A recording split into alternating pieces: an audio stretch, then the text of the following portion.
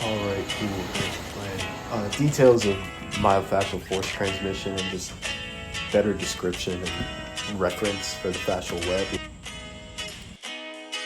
When we arrive to the limit ranges of motion, how it is that momentum, which is, let's say, taking our shoulder into flexion, is present and going to continue unless acted upon by an outside force, which is going to be the reason that the opposite musculature potentiates, so that as my shoulder comes into flexion, my lat can start to potentiate to bring that arm back to a position where the joint is safe at. So the idea is kind of like the integrity of the structure becomes threatened as a joint would receive excessive range of motion, and that this drives impulse opportunity to use shorter local musculature as a particular joint deviates.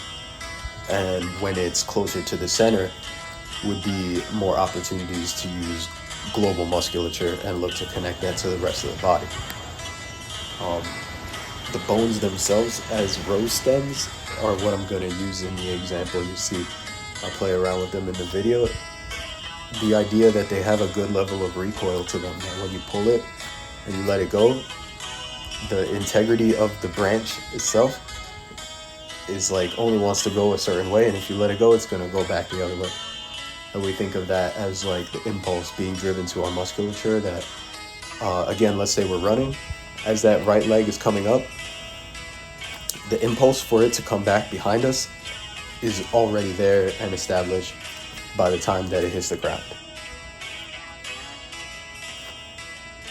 So in that way, we can start to consider that moment when we reach the limit range of motion, when our leg swings all the way up in front of us as we're running. And how well are we potentiating that? Are we preparing musculature ahead of time for the impact of the foot on the ground? Anticipating is one of the most interesting things that the nervous system does when we miss a step. Like, let's say it's dark, you forgot how many, or you're in a new place, let's give you a little more credit. If you miss a step, it's dark. That step is completely different and can cause you injury because it's the unanticipated forces. But the inverse of that, if you're able to anticipate forces well, then you can use your musculature very efficiently.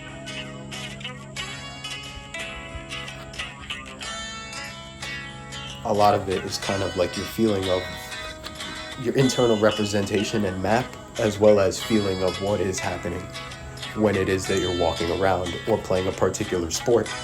The faster the kind of like body computer can make the calculations of the momentum present, the better the athlete's like fight IQ or perception, IQ of the sport is going to be.